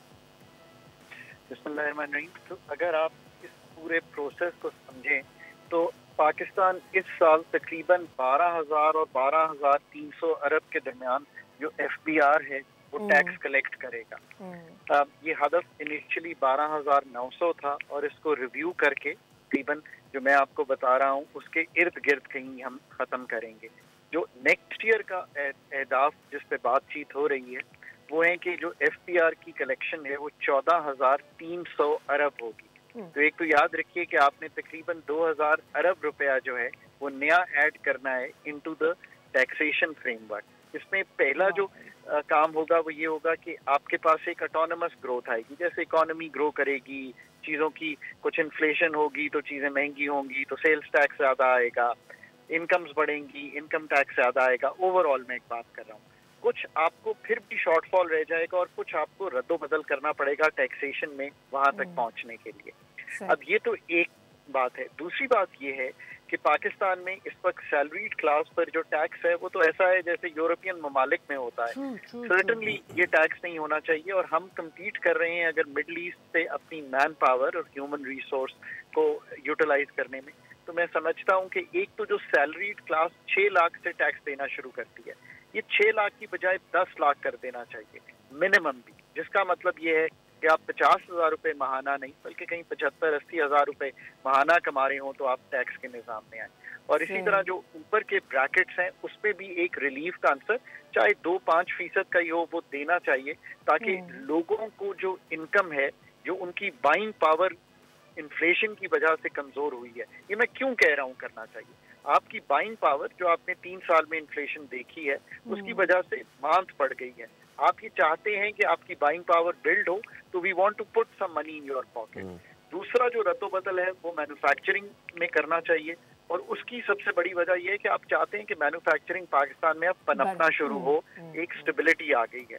और तीसरी चीज जो नॉन सैलरीड हैं जैसे डॉक्टर्स, कंसल्टेंट्स, ये जो लोग हैं ना, ये टैक्स देते नहीं है पूरा, बिकॉज और बढ़ा दिया है हमने, तो वो बिल्कुल ही मतलब आप डॉक्टर के पास जाएंगे वो आपको एक पर्ची दे देगा पर वो उसको काउंट नहीं करेगा। To bring them into the tax net, indirect taxation Pakistan में गुज़श्ता 5-6 सालों में बहुत ज़्यादा बढ़ी, और आई थिंक वो कर्ब करने का तरीका ये था कि हमें अपने टैक्स के जो अहदाफ थे उन्हें पूरे करने थे। एक तो I really want to know when we are going to go towards that कि वो हम कम करके और हम डायरेक्ट टैक्सेशन जहाँ जहाँ जिसका बनता है उसकी तरफ आए, ताकि हमारी सैलरीड जो आवाम है उनको इसका रिलीफ मिल सके। ऑल्सो बताया जा रहा है कि तामीराती शोबे में भी विद होल्डिंग टैक्स हटाने की बात की जा रही है, उस पर ज़रा बताइएगा। तो ये आपने बहुत अच्छी बात सामने रखी है। विद होल्डिंग टैक्सेस ना मैम अक्रॉस द बोर्ड उड़ा देने चाहिए। ये जब हमने लगाए थे, चूंकि मैं पार्ट ऑफ फाइनेंस मिनिस्ट्री रहा हूँ इतना अर्सा, तो इसका मकसद ये था कि हम डेटा गैदर करेंगे एज विद होल्डिंग एजेंट्स और उस डेटे को यूटिलाइज करेंगे एनफोर्समेंट में। So I am going to repeat this sentence so that authorities आज जो ये काम कर रही हैं वो समझें। इसको लगाने का मकसद टैक्सेशन का हिस्सा बनाना कतई तौर पे नहीं था। इसका मकसद डेटा कलेक्ट करना और फिर उस डेटे को यूज करके एनफोर्समेंट करना। अब जो नया टैक्स मैं कहता हूँ ना 400-500 अरब इस साल आना है, वो एनफोर्समेंट से आना चाहिए। सो आपने बहुत अच्छा सामने रखा। वो आना चाहिए सिंप्लीफिकेशन, यानी विद होल्डिंग उड़ा दें। एक हमने और 3-4 चीजें, हम पहले सिर्फ कस्टम्स ड्यूटी लेते थे 2008 से पहले, फिर हमने एक एडिशनल कस्टम्स ड्यूटी लगाई, फिर हमने रेगुलेटरी ड्यूटीज लगाई। ये उन वक्तों में लगती हैं जब इकोनॉमी ब्लड से टर्मोइल आ जाए, कोई खुदा ना खास्ता ऐसा इवेंट पाकिस्तान में हो जाए, कोई सैलाब आ जाए, कोई आंगहानी आफत आ जाए, हम इम्पोर्ट्स को कंट्रोल करना चाहें।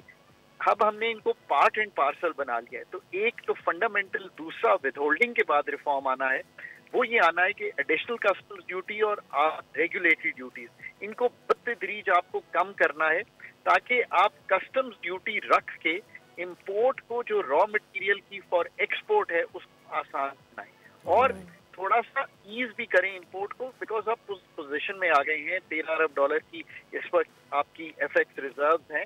आप एक्सपोर्ट कंपेटिटिवनेस बनाने के लिए अपनी इंडस्ट्री को थोड़ा सा चैलेंज होने दें, और अगर कोई इंडस्ट्री बिल्कुल इनएफिशिएंट है तो उसको सिस्टम से खत्म होने दें। दुनिया में जिन कौमों ने भी तरक्की की है उन्होंने अपनी जो इंडस्ट्री है उसको प्रोटेक्ट करके नहीं किया ये ड्यूटीज लगाकर, बल्कि उन्होंने उसको कंपेटिटिव बनाने के लिए कहा है कि अगर तुम ग्लोबल वैल्यू चेन जैसे चीजें नहीं बना सकते तो maybe you don't need to exist, तो एक एग्जिट स्ट्रेटेजी दें। ये है ट्रांसफॉर्मेशनल बजट। अगर एक रिवायती बजट बनाना है तो फिर तो कॉपी पेस्ट ही कर दें, फिर उस पे क्या फायदा। ठीक है डॉक्टर साहब, एक चीज और मैं देखिए बहुत जरूरी है कि हम सारी गुफ्तगू जो कर रहे हैं वो टैक्सेशन साइड की कर रहे हैं। हमें किसी वक्त आप फिर किसी दिन कर लीजिएगा, एक पूरा एक्सपेंडिचर साइड की गुफ्तगू करनी चाहिए। जितना एक्सपेंडिचर यानी कि हुकूमत का जारी इखराजात भी और जो डेवलपमेंट एक्सपेंडिचर है, जितनी उनकी क्वालिटी को बेहतर करेंगे, जितना उनको टारगेट करेंगे, जितना उनको मीनिंगफुल बनाएंगे, इम्पैक्टफुल बनाएंगे, उतना ही हुकूमत का हुजम भी कम होगा और हुकूमत का impact in what it does बहुत बेहतर होगा। और आखिरी बात यह है कि प्रोविंसेस के बजट्स को भी जो लाइंस आज हमने डिस्कस की हैं इसी पे इस्तवार करना है। बहुत बड़ा मौका है पाकिस्तान के लिए, एक कॉन्फ्लिक्ट से जीत कर आ रहे हैं, अब जो इकोनॉमिक डेप्थ है वो भी हमें बनानी चाहिए। एब्सोल्युटली, बहुत शुक्रिया डॉक्टर साहब। बात ये भी कि नाइजीरिया भी अब उन ममालिक में आ गया है जिसने आई थिंक लेटली अपना IMF का पूरा लोन पे And I really hope that this is going to be last जब and we don't go Nigeria into ने any other कर दिया है programs तो of फिर हमें वो IMF. क्या चीज़ें रोक रही हैं? Obviously doctor I think Farhan Najeeb ने वो बिल्कुल सही बिल्कुल कहा, सही उन्होंने expenses. पॉइंट आउट किया है कि Yes. हमारी प्लानिंग का हमारा बड़ा फुकदान है, जो चीज़ें हमने 10 साल पहले शुरू की थी खर्चा। बिकॉज उस वक्त की ज़रूरत थी ना। बड़ी बड़ी सिंपल सी चीज़ है, आप 100 रुपये कमाएं तो खर्चा आप 50 करें और बाकी फिर आप कहीं लगाएं या फिर बचाएं, लेकिन 100 कमा के अगर 150 खर्च कर रहे हैं तो फिर आप कितना कर्जे ही लेंगे। कैपिटलाइज कर रहे हैं अपनी अपॉर्चुनिटीज को, कितना मल्टीप्लाई। एंड देन अगेन बात वही सादिया, एक मुल्क क्या सिर्फ टैक्सेशन से ही कमाएगा या फिर वो मैन्युफैक्चर करेगा चीजें, मैन्युफैक्चरिंग की वो तरफ तो जाना एक्सपोर्ट करेगा, पड़ेगा। सो बहुत सारी चीजें हैं। और अब तो अमेरिका भी ट्रेड की बात कर रहा है, so we will have to look कि हम अपनी मैन्युफैक्चरिंग में अपनी क्वालिटी को किस तरह से बनाएं। आई विश हम ट्रम्प का इस वक्त वो शॉट चला सकते जिसमें बड़ी तारीफ़ें कर रहे हैं। चले आगे टाइम मिलेगा तो आपको ज़रूर बताएंगे कि डोनाल्ड ट्रंप क्यों इतने बदले से सरकार नज़र आ रहे हैं, पाकिस्तानियों की तारीफ़ कर रहे हैं। एक सोशल इशू की बात कर लेते हैं। एक वीडियो सरफेस हुई कुछ दिनों पहले और कराची का इलाका है DHA, वहाँ पे एक बाप ने बच्चे को ज़ातोकोप किया सड़क पे, ठीक है। उसके बाद फिर मारूफ सेलिब्रिटीज़, ये वो वीडियो है आप देख सकते हैं। एक वालिद हैं और वो अपने बच्चे को जो है इज़ स्कूलिंग हिम, वो जो भी कर रहा है या जैसा भी कर रहा है। अब इस पे जो अदाकारा हैं, मारूफ अदाकारा इकरा अज़ीज़, उन्होंने ट्वीट किया और ट्वीट में उनका ये कहना था कि जी ऐसा नहीं होना चाहिए और इस सिलसिले को रोकना चाहिए। अब इसमें साथ ये दो पहलू निकलते हैं ना, एक तो जो इकरा अज़ीज़ कह रही हैं, दूसरा बहुत सारे लोग ये कहते हैं कि अगर कोई वालिदैन अपने बच्चे को इन पब्लिक भी अगर उसकी इस्लाह कर रहे हैं तो उसको आप रोके नहीं, उसको पता है कि वो क्या कर रहा है। बट द थिंग इज़ कि जिस तरीके से वो कर रहा है ये ज़्यादा इम्पॉर्टेंट है। ऑल्सो मुझे ऐसा लगता है कि बच्चे हमें एज का नहीं अंदाज़ा होता, जो छोटे बच्चे होते हैं 5, 6, 7 साल, 7 साल के ख़ास तौर पे बच्चे 5 साल के, उनकी ईगो डेवलप होने लग जाती है। जब आप उन्हें पब्लिकली ह्यूमिलिएट कर रहे होते हैं तो वो चीज़ें उनके अंदर बैठना शुरू हो जाती हैं एंड देन उसका इम्पैक्ट कहीं ना कहीं नज़र आता है। And if you don't respect your child, the child definitely is not going to respect himself. So मेरे ख्याल में ये कुछ एंगल्स हैं जिस पर हमें बात करने की ज़रूरत आज है। हमारे साथ मौजूद हैं हानिया काज़मी, माहिर नफ्सियात भी हैं और मेंटल हेल्थ प्रोफेशनल है। इनसे बात करेंगे और जानेंगे कि ये जो पूरी वीडियो है और अदरवाइज इसका पूरा जो सर्कल क्रिएट हो रहा है उस पर किस तरह से बिहेव करना चाहिए और इसके क्या नताइज होंगे। अस्सलाम वालेकुम, वेरी गुड मॉर्निंग, कैसे हैं आप? वालेकुम अस्सलाम, बिल्कुल ठीक ठाक, थैंक यू। ये वीडियो सोशल मीडिया पे सरफेस कर रही है एंड आई एम श्योर आपने वो वीडियो देखी होगी और इस तरह की बहुत सारी वीडियोस आती रहती है। कुछ दिन पहले एक और भी मैं वीडियो देख रही थी कि एक वालिद है और वो अपने गालिबन 13-14 साल के बच्चे को मार रहे हैं और बेतहाशा थप्पड़ मारे चले जा रहे हैं, उससे कोई गलती हो गई, उससे शायद वो कोई काम करवा रहे हैं। इस तरह के वाक़यात आए दिन हमें मिलते हैं और हमारी सोसाइटी में चूँकि अपने बच्चों को सबके सामने स्कूल करना यूँ कह लें कि एक प्राइड समझा जाता है कि देखो मैं अपने बच्चे को कैसे सीधा रखता हूँ, कंट्रोल में बच्चा मेरे, हाँ मेरे रोब में है। तो ये भी एक आंसर है। But then there is another side जो ये कहती है कि you don't know the whole story, so you don't know कि वो क्यों स्कूल कर रहा है, क्यों उसको कर रहा है। और बच्चों को बहुत सेंसिटिव भी नहीं बनाना चाहिए कि वो डांट ही बर्दाश्त ना कर सके। तो मुझे दोनों पहलू ज़रा समझने हैं और ये वीडियो आपने कैसे परसीव की है? अच्छा, thank you for having me. पहले तो ये वीडियो देख के मुझे थोड़ा सा ये हुआ कि एक वीडियो को वायरल होना, बिकॉज ऑब्वियसली एक फैमिली है, वो उनका एक प्राइवेट मोमेंट था, जो भी था इट वाज लेकिन वो पब्लिक में हो बिल्कुल गया, पब्लिक में हो गया और वो फिर कैमरे की नज़र में आ गया तो डबल ही नुकसान हो गया। देखिए, दो पहलू हैं, आपने ठीक कहा। असल में ये जो है स्कूलिंग करना, बच्चे को डिसिप्लिन करना थ्रू कॉर्पोरल पनिशमेंट, हमारे स्कूल्स में भी कॉर्पोरल पनिशमेंट बैन हो गई है। हम बच्चे को टीचर्स वगैरह पे अब नहीं है, there is a law against it कि हम बच्चे पे हाथ नहीं उठा सकते, लेकिन अगेन वो टीचर्स हैं, ठीक है। जहाँ माँ बाप की बात आती है वहाँ ये बिल्कुल ठीक है कि कॉर्पोरल पनिशमेंट अब इसका जो पहलू है हमें चेंज करना पड़ेगा। उसका रीज़न ये है कि जनरेशन गैप बहुत ज़्यादा है। हम मिलेनियल्स जो थे हम पिट के ही बड़े हुए हैं, ठीक है, हमारी खूब पिटाइयाँ हुई हैं, सबकी हुई होंगी हमारे एज ग्रुप में, लेकिन अब जो अम्मी की मार तो बिल्कुल इतनी नॉर्मल कि अब अम्मा मारती भी हैं तो असर नहीं होता, ठीक है। मार के हम इतने ढीठ हो गए कि अम्मी की मार का असर नहीं होता, अब्बा की एक आवाज़ पे जो कभी कभी, देखिए जो चीज़ कभी कभी होती है ना उसका डर रहता है, ठीक है। जो चीज़ हर वक्त है ना, फॉर एग्जांपल अगर वालिदैन बच्चों को हर वक्त मार रहे हैं, मतलब उनकी ज़बान ही मार की है, तो वो बच्चा ढीठ हो जाता है। उसकी रीज़न ये है, मैं आपको अपना एक्सपीरियंस बताती हूँ। मैं आई काउंसिल स्टूडेंट्स, तो एक बच्चा मेरे पास कंप्लेन आई बच्चे की और उनके साथ बहुत बिहेवियर इशूज़ थे स्कूल में, मतलब हर चीज़ उन पर आजमा चुके थे लेकिन कोई असर नहीं था। फिर एंड में ये होता है कि वो काउंसलर को रेफ़र हो जाता है। उस बच्चे ने मुझे कहा कि मेरा मदरसे का बैकग्राउंड है, और मदरसे में हमें वो मारें पड़ी हैं, वो मारें पड़ी हैं कि अब मेरा हर चीज़ से ना डर उठ गया है, आप क्या ही कर लेंगे, मारेंगे ना, इससे ज़्यादा मेरे साथ क्या कर लेंगे, ठीक है। तो अब वो बच्चा इतना, ये वाले जो बच्चे जिनको मार की ज़बान से हम तरबियत करने की कोशिश करते हैं, वो इस कदर निडर हो जाते हैं कि उसके बाद उनके इसके बाद कुछ है नहीं ना, जान से तो नहीं मारोगे, राइट, फिजिकल असॉल्ट ही है जो आप करेंगे, you would not kill the child. तो एक तो डर ख़त्म होना, दूसरा एक ये वाला पहलू है कि डर ख़त्म होना, वो बच्चा बुली बनता है बड़े हो गए, बिकॉज जो फ्रस्ट्रेशन उसके अंदर है वो अपने से कमज़ोर पर ज़रूर निकालेगा, एक ये पहलू है। दूसरा पहलू ये है कि वही बच्चा बड़े होकर इतना डर जाता है, उसकी सेल्फ एस्टीम बिल्कुल ज़ीरो हो जाती है, उसका कॉन्फिडेंस दुनिया में जाने का बिल्कुल ज़ीरो हो जाता है, क्योंकि वो एक फियर है कि मैं जो कह रहा हूँ वो गलत ही है, मैं हूँ ही गलत, क्योंकि उसको पेरेंट्स ने हमेशा बचपन से यही सिखाया है कि भाई तुम ज़रा सी बात तो ही रख दिया, थप्पड़ लगा दिया, कुछ भी कर दिया। एंड स्पेशली जब हम बच्चे को पब्लिकली ह्यूमिलिएट करते हैं, पब्लिक से मेरा मतलब ये नहीं है कि हम जैसे ये हुआ रोड पे, पब्लिक से मेरा बिल्कुल ये मकसद नहीं है, पब्लिक से मेरा मकसद है माँ बाप और बच्चे के अलावा किसी भी तीसरे का होना, ठीक है। हम खानदान में जाते हैं, आपकी आंखें, आपका बॉडी लैंग्वेज बच्चा इतना अच्छा समझना चाहिए कि सिर्फ आपकी आंखें बदले और बच्चे को मैसेज चला जाए कि this is not what should I be doing, बजाय से कि आपको सबके सामने उस पर चीखना पड़े, चिल्लाना पड़े या extreme. I have another thing to it. Like मुझे ऐसा लगता है कि I being a mother, बहुत दफ़ा ऐसा होता है when kids go to other places, they behave differently. And भले से मैंने अपने बच्चे को कितना अच्छे से, अच्छा नहीं कहना चाहिए, हर पेरेंट की अपनी तरबियत का तरीका होता है, like जो भी मैंने उसको समझाया बच्चे को, वो दूसरे के सामने जाके डिफरेंटली बिहेव करेगा, क्योंकि कुछ बच्चे होते हैं वो अटेंशन सीख करना चाहते हैं, बिकॉज कुछ बच्चे होते हैं जिनको सामने उनको लगता है ये मेरा शो टाइम है, वो कहीं पहुंचे, ये उनका स्टेज सेट हुआ है, and they try to behave differently. वो अच्छा हो सकता है दूसरों के लिए, वो बुरा हो सकता है डिफरेंटली। सो मुझे ऐसा लगता है बच्चे को किसी सांचे में रखना ही मेरे ख्याल में गलत है कि मैं कहीं बाहर जाऊंगी तो मेरा बच्चा इस तरह से बिहेव करेगा। Kids are kids.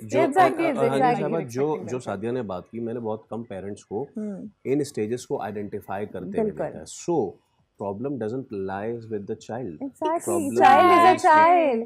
एक स्टेज है, 1 साल का बच्चा पर्टिकुलर बिहेवियर शो करेगा, 2 साल का बच्चा पर्टिकुलर बिहेवियर शो करेगा। आप एक्सपेक्ट करें 3 साल का बच्चा 10 साल का बन जाए या 10 साल का बच्चा 20 साल का एक आदमी बन जाए, तो ऐसा नहीं हो सकता।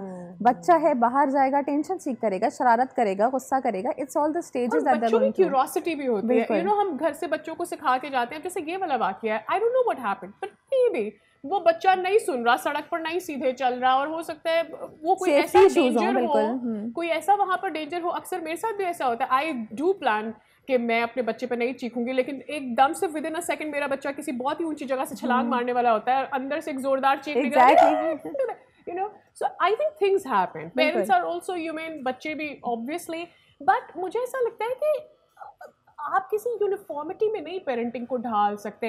इस सिचुएशन के अंदर भी एक चीज़ जो पहली गलत हुई वो ये कि वो वीडियो आई और उस वीडियो में उस पेरेंट और उस बच्चे के फेस को बगैर ब्लर किए हुए वो सोशल मीडिया पे पोस्ट हो गई। We exactly don't know what exactly happened over there. Also किसी भी किस्म का वायलेंस, बच्चे पर हाथ उठाना गलत है, that I am saying clearly, लेकिन अगले के राइट का भी ख्याल रखें, जिसकी मर्जी उठा के वीडियो सोशल मीडिया पर नहीं डालें। एग्जैक्टली, और you never know what state that father was in, हमें नहीं पता वो सिचुएशन क्या था, वो एक्शन बिल्कुल गलत है, लेकिन again it's a private family moment, you can not be posting such things on social media. आपने एक चीज़ आइडेंटिफाई कर ली, एक चीज़ आपको नज़र आ गई, you can go and just tweet about it, you can talk about it instead of posting the entire thing without their consent online. ये एक तो है, ये तो बहुत गलत चीज़ हुई। इसके अलावा देखिए पेरेंटिंग भी है, जैसे आपने कहा एक सांचे में नहीं ढाल सकते, पेरेंट्स के भी मेंटल स्टेट बहुत डिफरेंट है ना। आजकल का जो स्ट्रेस है, हमें नहीं पता वो बाप या वो माँ क्या कुछ फेस कर रही है, उस बच्चे ने, for example joint family system का जो हमारे एक रिवाज है, बच्चे का कोई भी action the parent is accountable to entire खानदान। हो सकता है ये बच्चा उस मार्ट में कोई चीज तोड़ के आ गया। एग्जैक्टली, अब अब्बा को सुनाइए उन्होंने, you can speculate as long as you want। मारना गलत है, I'm again saying मारना गलत है, मारना बिल्कुल गलत है। the whole story या आप वेट कर लेते, आप उसको घर ले जाके जैसा भी आपने बिल्कुल समझाते। दूसरा ये कि आज का जो बच्चा है ना, वो मार की ज़बान नहीं समझता। आई हैव 2 किड्स, वो 5 और 8 ईयर्स के मेरे बच्चे हैं। उनको जो चीज़ मैं गुस्से में कहूँगी, मैं कह लूँ, अपना कितना ब्लड प्रेशर बढ़ा लूँ, they won't listen to me. When I say उनसे प्यार से, एग्जैक्ट नहीं, वो भी ना समझे, सिर्फ प्यार से कहें, बेटा प्लीज़ ऐसा कर लो, मम्मा ये चाहती हैं, यूँ मेरा काम होता है। बिकॉज ये वाले जो बच्चे ना, ये वो लैंग्वेज नहीं जानते। अगेन, अगर एक तो अगेन जो मैंने शुरू में बात की, जनरेशन गैप, मिलेनियल्स, देन ये जेन जी एंड देन जेन अल्फा। अभी हम जेन अल्फा से डील कर रहे हैं, ठीक है। बीच में जो गैप आ गया है ना, हम क्योंकि पिट के बड़े हुए हैं, हमारी तरबियत ऐसी ही हुई है, तो हमें ऐसा लगता है, और अभी बहुत सारे पेरेंट्स जेन जी और जेन अल्फा के वही हैं जो उसी एज ग्रुप के, यही तरीका है। हाँ, उनको लगता है तरीका ही यही है। हम तो पागल नहीं हुए, हमारे साथ तो कोई मसले नहीं है। बच्चे जो चीजें देख रहे होते हैं सोशल मीडिया पर, हमारे पास तो 7 से 8 और 8 से 9 कार्टून टाइम होता था, like we used to watch that, उससे चीजें हम सीख रहे होते थे। ये जो नई जनरेशन हो रही है, इनके पास हर तरफ से इंफॉर्मेशन आ रही है, इनको अपने राइट्स भी पता है। हाँ, इनको अपने राइट्स पता है, इनको पता है कि ये मेरे साथ नहीं हो सकता, because awareness, media, phone, everything is उनके फिंगर टिप्स पे, सब कुछ है। वो जाके लिखेंगे, मतलब अगेन मैं अपनी काउंसलिंग का ही रेफरेंस दूंगी। मेरे पास बच्चा आके मुझसे ये बात करते हैं कि मैंने मम्मा को कुरान से साबित किया कि आप मुझे नहीं डांट सकती, मैंने मम्मा को कुरान से साबित किया कि मेरे राइट्स हैं, ठीक है। तो ये बच्चा ऐसा है जो उसके बाद फिर क्या होता है, उसको अपने राइट्स पता है, उसको पता है क्या सही है क्या गलत है। व्हेन यू डू नॉट, जब आप ज़रा सा भी थोड़ा सा ओवरबोर्ड जाते हैं या थोड़ा सा लाइन से हटते हैं, ये जो आपके और बच्चे के बीच में गैप आता है ना, वो गैप इज़ नॉट, इसका कोई रिवर्स नहीं है, इरिवर्सिबल वो गैप है। उसके बाद वो बच्चा बड़े होके, आज का बच्चा हमें वैसे ही रिस्पेक्ट करना है जैसे हम चाहते हैं ना कि हम जाएं, हमारी पब्लिक में रिस्पेक्ट हो।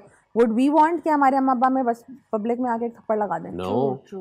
मैं तो शायद हार्ट अटैक से वहीं मर जाऊं कि मेरे अम्मी अब्बू ने ऐसा किया। Absolutely. Communication is also the key. Exactly. How much you do communicate with the kids about their mistakes, या आप उनसे क्या चाहते हैं, मेरे ख्याल में। Thank you so much, Ania. Thank you so much. So, इसका हासिल उसूल यही है कि अगर आपको बहुत गुस्सा आ रहा है अपने बच्चे पे, तो आप उसका पब्लिक में इसलिए नहीं निकालें बिकॉज आपको नहीं पता कि बच्चे पे उसकी क्या नफ्सियाती मामलात पड़ेंगे। With this we are taking a break. एक ब्रेक के बाद दोबारा हाजिर होंगे। Stay with us.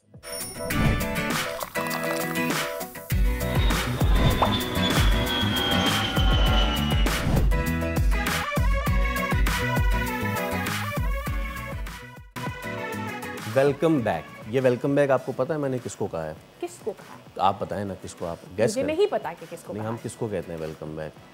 ऑडियंस को कहते हैं? नहीं, मैंने वेलकम बैक ऑडियंस को नहीं कहा है। मैंने वेलकम बैक कहा है उस अजीम फल को जिसको बादशाह कहते हैं। Welcome back to the mangoes. आम आना शुरू हो गए हैं, यस। और लेकिन अब पता है सिचुएशन क्या है सादिया, अब क्योंकि मौसमियाती की तब्दीलियां हैं और उसमें पाकिस्तान भी जाहिर सी बात है सबसे ज़्यादा मुतासिर है, तो ऐसे में हमारी ज़राअत कैसे मुतासिर ना हो। तो अब आम जो है वो उसकी फसल भी मुतासिर हुई है। एक तो उसमें पैदावार जो है आम की सिंध में वो 3,92,000 मेट्रिक टन होती थी, लेकिन इस बार सिंध के काश्तकारों का कहना है कि पानी क्योंकि 70% कम फराहम हुआ, इसलिए बागात खुशकसाली का साल रहे।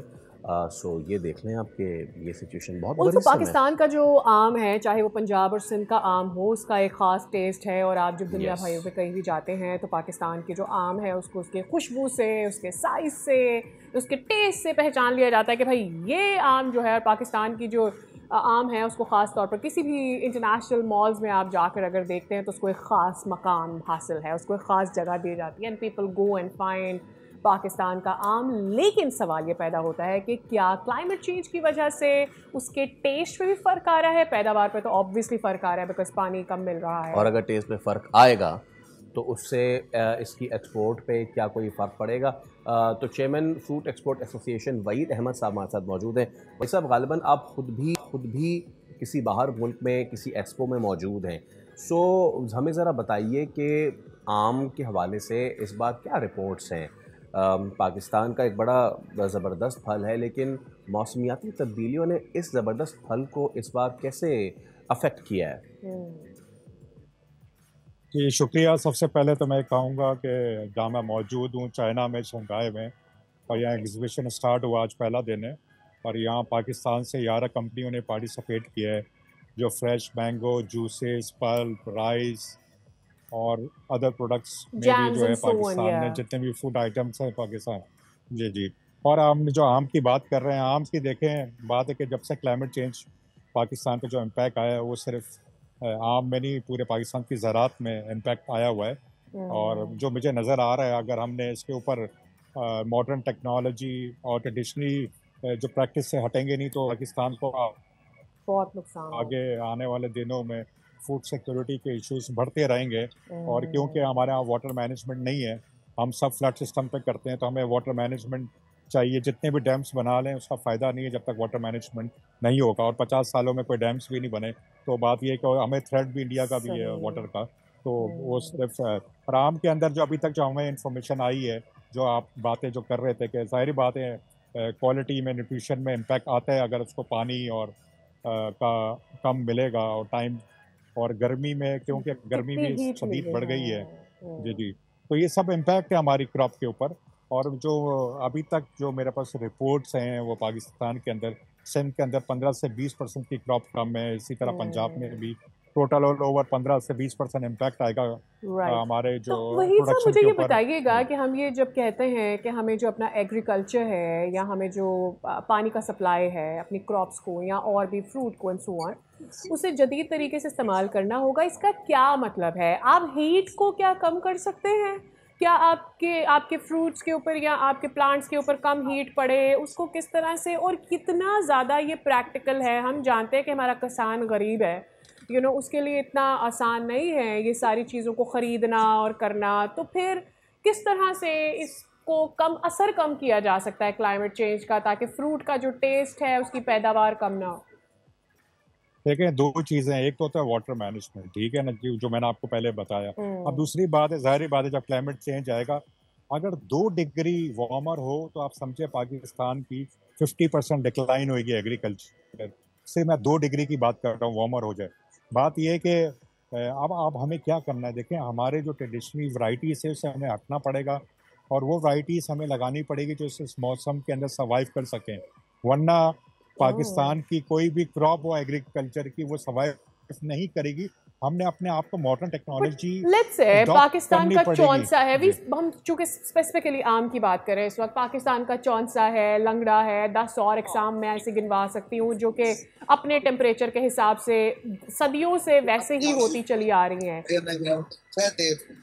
देखें जी, 2 चीज़ें हैं, एक तो हमारे यहाँ जो ऑर्चर्ड जो है, जो फार्म भी है, वो भी सही मॉडर्न टेक्नोलॉजी में नहीं है।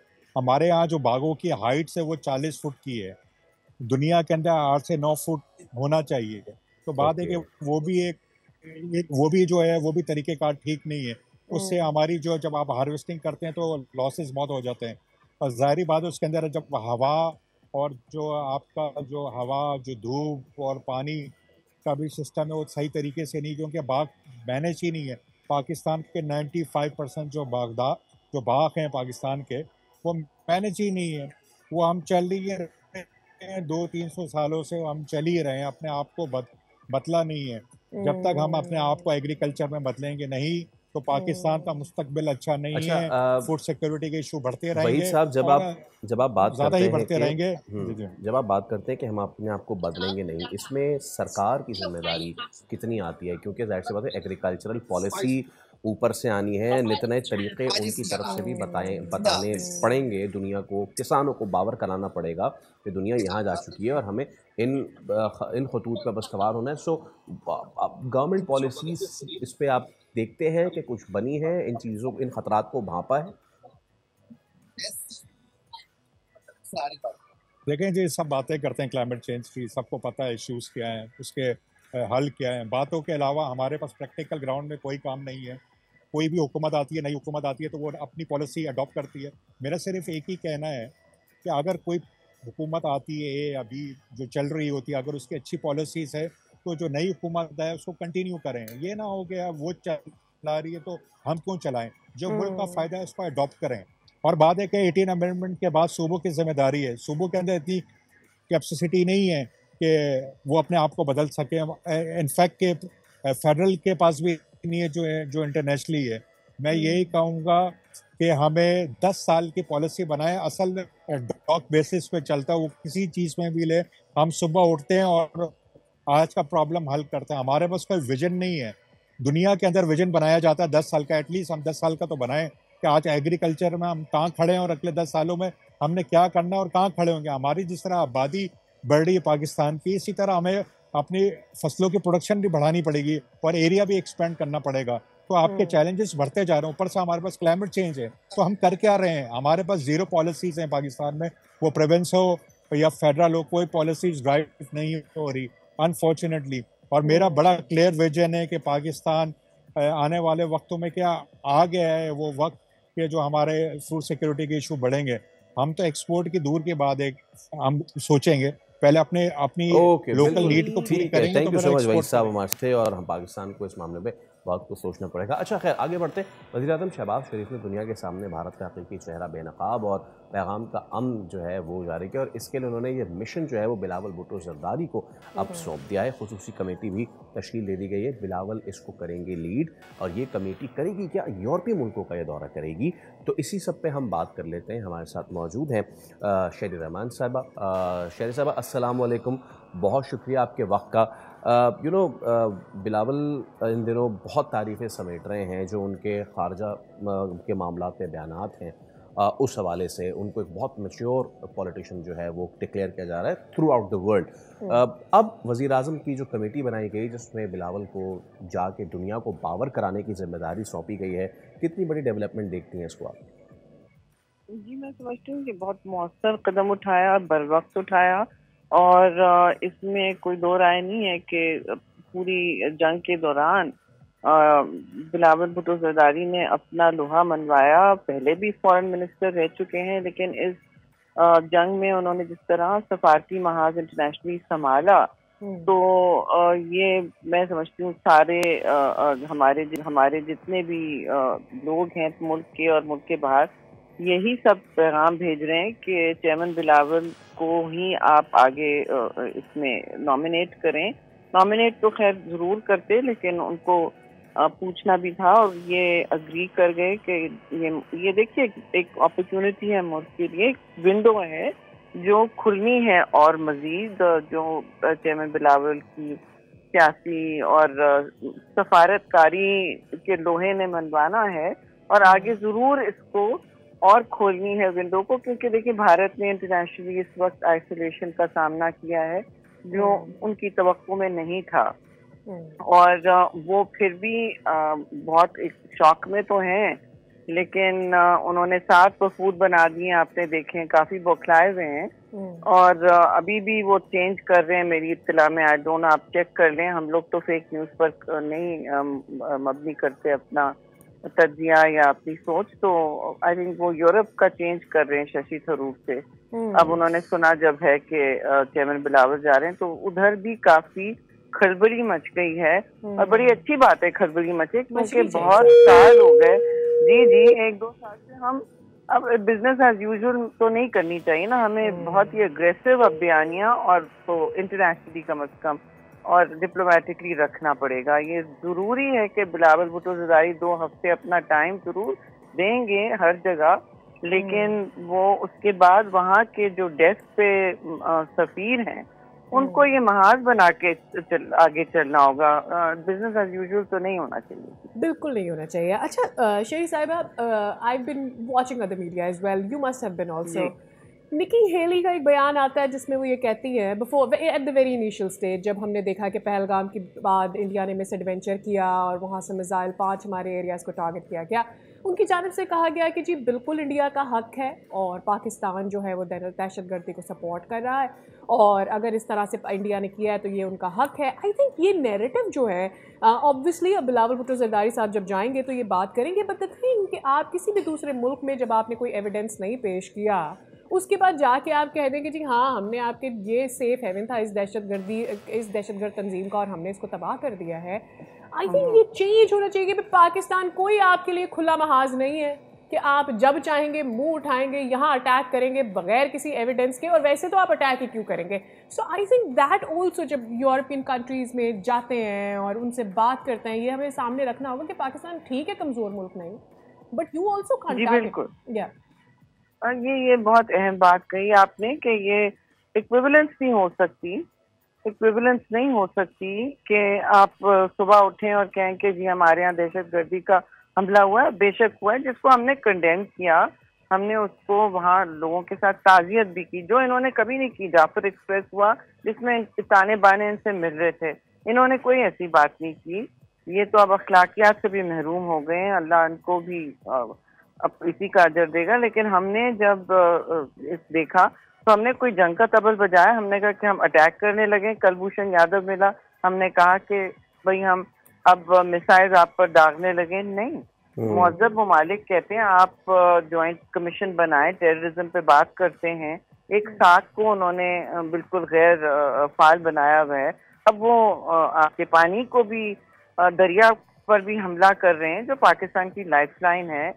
और फिर ये जो इक्विवेलेंस जिसकी आप बात करें कि जी बस यहाँ हमारे यहाँ अटैक हुआ है, जी आप देखें आपने अपने मकबूजा कश्मीर में हालात क्या किए हैं।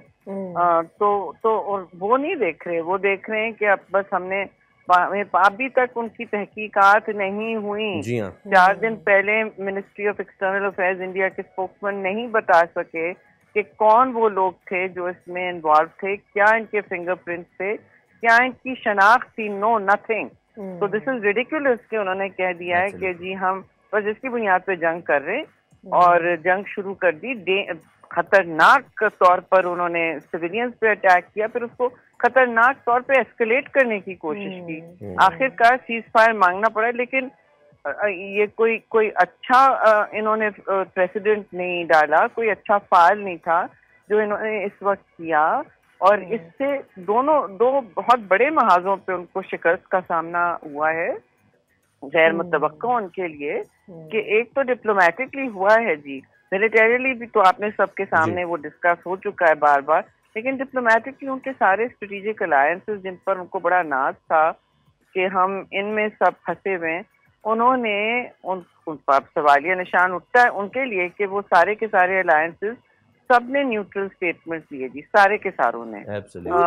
देखें आप सारे। इसमें मैम एक चीज ये है कि जी न्यू नॉर्म की भारत एक नैरेटिव बनाने की कोशिश कर रहा था और दुनिया को बता रहा था कि अगर पाकिस्तान से कुछ होगा तो हम तो इसी तरह मिसाइल मारेंगे और पाकिस्तान खामोश रहेगा। बट न्यू नॉर्म अब ये बन रहा है कि ट्रंप पाकिस्तान की तारीफ कर रहे हैं। ट्रंप कह रहे हैं कि पाकिस्तानी बड़े ज़हीन लोग हैं, ट्रंप 2.0 हो रहे हैं। सो न्यू नॉर्म इंडिया का तो नहीं चला, but ma'am do you think कि अब दुनिया में एक न्यू नॉर्म आ रहा है? The word terror is now, it's not long gone, but लोग उसकी तरफ उसको बाय नहीं कर रहे हैं।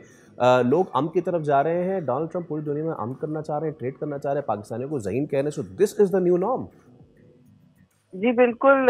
ये वो भारत में तो वो नया एबनॉर्मल एस्टैब्लिश करने की कोशिश करें, but the new normal as you say is this that वो एक सवाल में आपसे जहन में रखिए कि ये इसलिए भी हो रहा है कि उन्होंने भी सोचा होगा, अमेरिका ने, वो स्ट्रेटेजिकली सोचते हैं कि ये हिंदुस्तान हमारा नेट सिक्योरिटी प्रोवाइडर था खित्ते में, और और उनकी जाहिर है उनकी राइवलरी चीन के साथ है।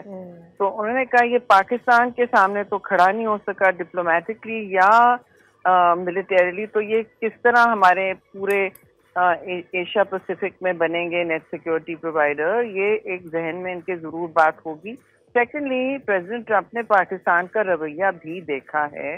वो देख रहे थे कि पाकिस्तान ने किस तरह अग्रेसर नहीं था पाकिस्तान, तो उनको वैसे कहते हैं मुझे जंगे पसंद नहीं है, तो जंगजू इसमें भारत निकला है। और जंगजू जो है वो बिजनेस डील्स और ट्रेड को, जाहिर है उसकी कमी होती है इसमें, इट्स अ नेगेटिव इन्फ्लुएंस। तो ही डजंट लाइक इट। तो ही सेड मैं तो डील मेकर हूँ, मैं चाहता हूँ कि बिजनेस ज्यादा बढ़े और जंगें कम हो।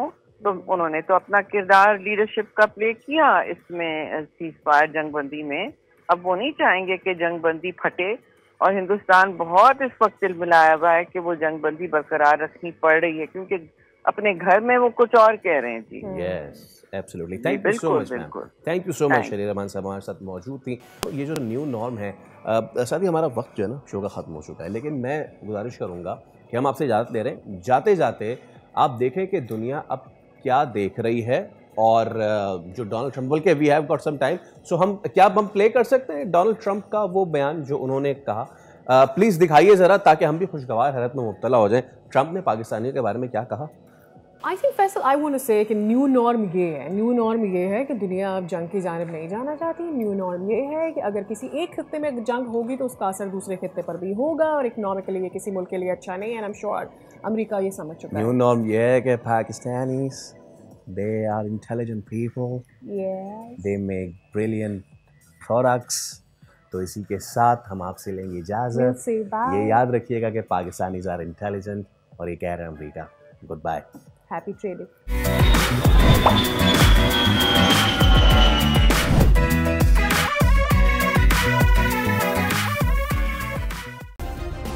सब्सक्राइब करें और बेल दबाएं ताकि कोई खबर रह न जाए।